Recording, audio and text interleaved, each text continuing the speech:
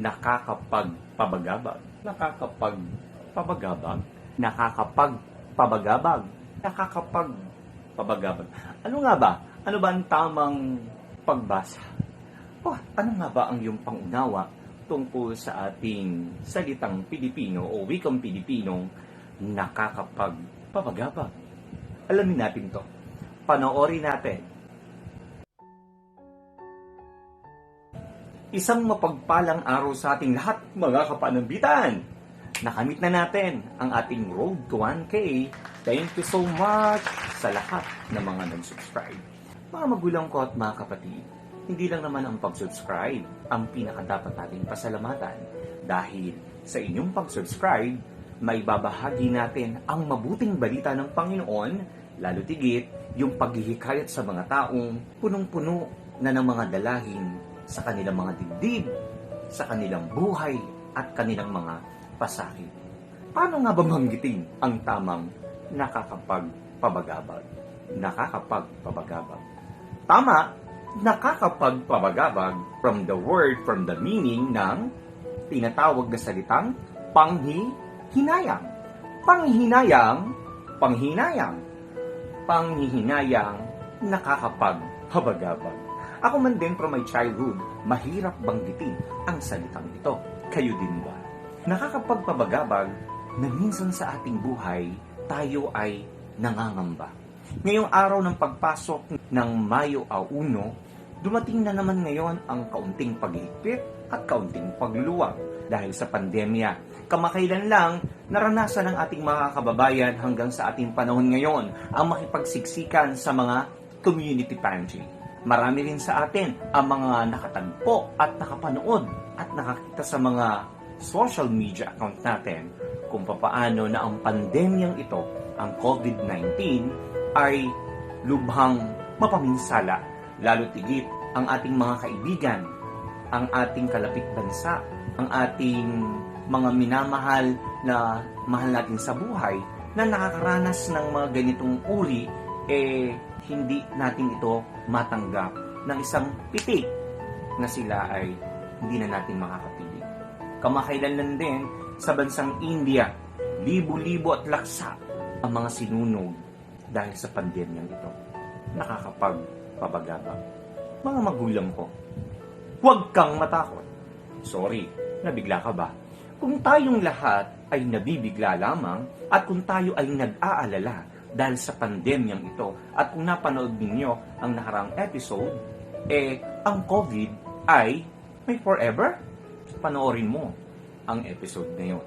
Nakakapagpapagabag kung tayong lahat ay natatakot na magpa-inject na ngayon ay libre na ibinibigay ngayon sa mga bawat mamamayan.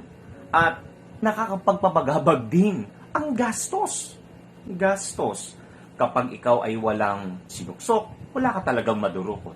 Nakakapagpabagabag. Ano pa nga ba? Nakakapagpabagabag, lalo tigit ang ating mga minamahal sa buhay ay hindi na natin makita at hindi na natin makasama sa mga espesyal na okasyon. Nakaka-worry yun dahil moment yon. Wika ng mga Pilipino, ang okasyon ay isa sa ating mga pundasyon na nagbibigay sa atin ng lakas at inspirasyon upang magpatuloy. Nakakapagpapagabag din yung alin, yung mahal ng gastos ng pa-swab test o anumang uri ng mga test. No? Nakakapagpapagabag kapag aantayin mo ng 7 days, 3 days, 10 days yung mga nasa quarantine kung sila nga ba ay positive or negative. Nakakapagpapagabag. Tama ba? Relate ka ba? Sa araw na ito, dapat ating tandaan from the 1 Peter chapter 5 verse 7, cast all your anxiety on Him because He cares for you.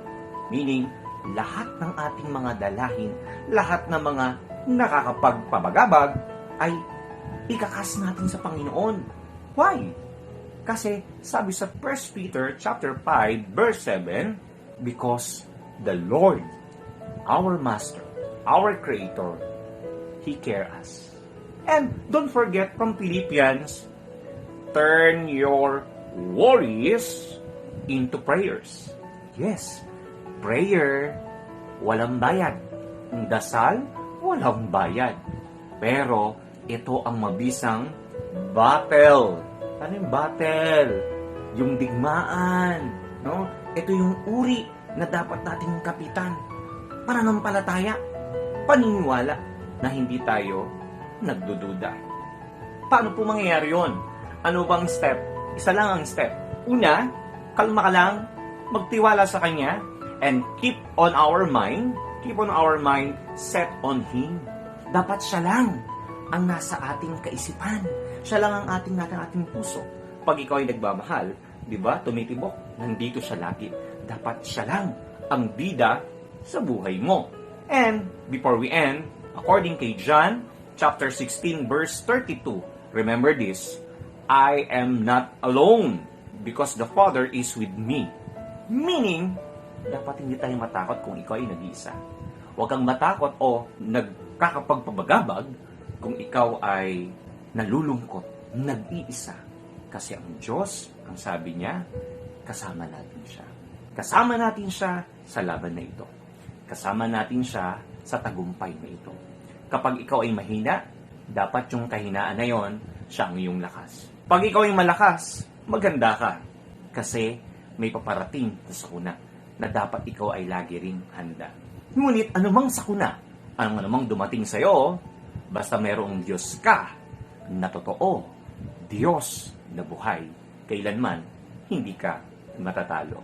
Mga magulang ko at mga kapatid, patuloy po tayong mag-subscribe, mag-click, mag-like, at pakipindot na rin po ang notification bell para lagi kang update sa ating pong mga video. Spread the love, spread the good news of the Lord. Manalangin tayo. Panginoon, basbasan mo ang aming mga frontliners, ang aming mga leaders, ang lahat ng aming mga mahal sa buhay, na mapagtagumpay namin ang lahat ng hamon sa buhay nito. Salamat po sa mga salita ninyo, aming Panginoon, na kami ay muling nabuhayan, na-motivate, at nagkaroon ng inspirasyon sa panibagong araw na ito. Kasyahan nawa kami ng iyong banal na Espiritu. Amen. Magandang araw, mga kapanandihan.